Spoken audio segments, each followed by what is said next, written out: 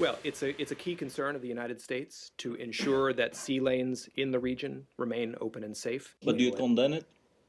Well, again, we're gathering more information. I don't have a further reaction at this point. The State Department's somewhat muted response to a story that developed today, a story that claims Iranian ships took control over a cargo ship cruising the Strait of Hormuz in the Persian Gulf.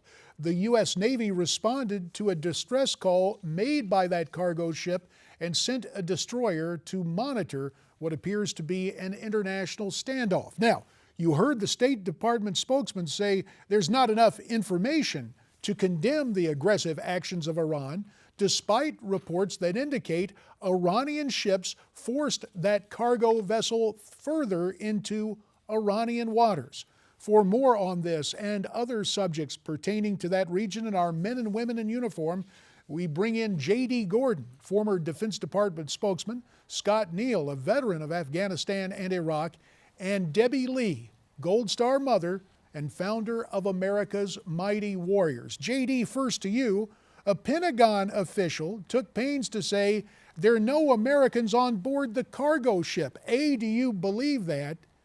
B, what does this latest aggression on an unarmed vessel say about the Iranian intentions in the Strait of Hormuz?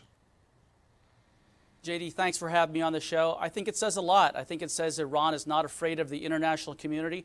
This cargo ship is from the Marshall Islands. The U.S. has a treaty to protect the Marshall Islands. So even though there are no U.S. citizens aboard this cargo vessel, it's very alarming because it just shows Iran does whatever it wants. So I think that's very troubling for all Americans.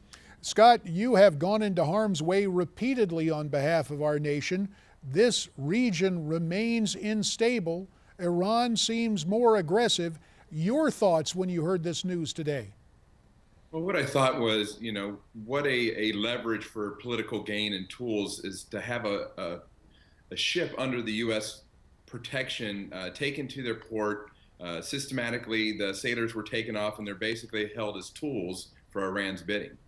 You say tools, others would say hostages, and that's a dimension I want to explore in just a minute. But Debbie, I want to talk to you because you, as a Gold Star mother, your son, Marc Lee, died in combat as a Navy SEAL.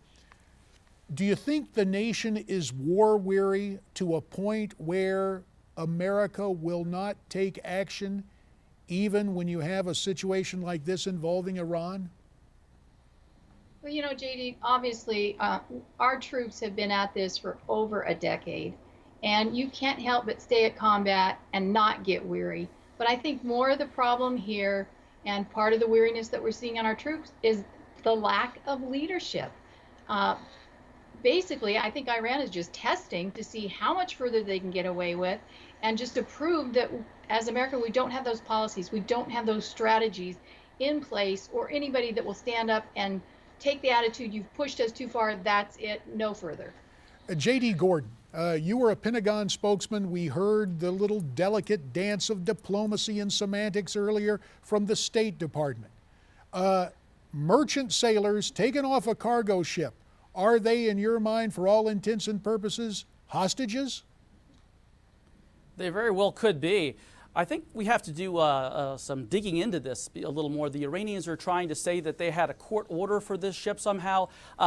It's very murky right now. We need the facts to see what's going on, but certainly we can say that President Obama's worldview, that he thinks you can appease our enemies, doesn't work. Because you get bullies like in Iran, like in Russia, that see that as open season to do whatever they want to do. So we need to dig a little more into this case. It's alarming, but I don't want to jump to any conclusions about what specifically happened with this Marshall Islands ship. Fair enough. Scott, we've all heard about the fog of war, but this seems to be the fog of distance and conflicting reports. When we cut right through it, what do your instincts tell you about this? Well, I think, one, you have to wonder what was going on last week when you had the American carrier group that was sent down to Yemen and blocked some of the shipments to the rebels in Yemen, whether this is kind of a reminder that we're not as powerful as we think and that Iran will kind of counterstrike us and kind of counterpon us in their own backyard as well. Debbie Lee, a minute remains. I want you to have the last word on this. As the founder of America's Mighty Warriors via social media, you hear from Americans on a daily basis. We talked about war weariness earlier, but do you believe America's sons and daughters will go rejoin the fight if need be? 30 seconds remain. Yeah, I think a lot of them are taking second thoughts about doing that and not willing to serve under Obama as our commander-in-chief. They haven't been given the tools. They're not given rules of engagement. It feels like the administration doesn't want to win. And I think a lot of our troops are starting to think about that and not follow under that leadership. Debbie Lee, Gold Star mother and founder of America's Mighty Warriors. Ma'am, you have our thanks. Also, Scott Neal.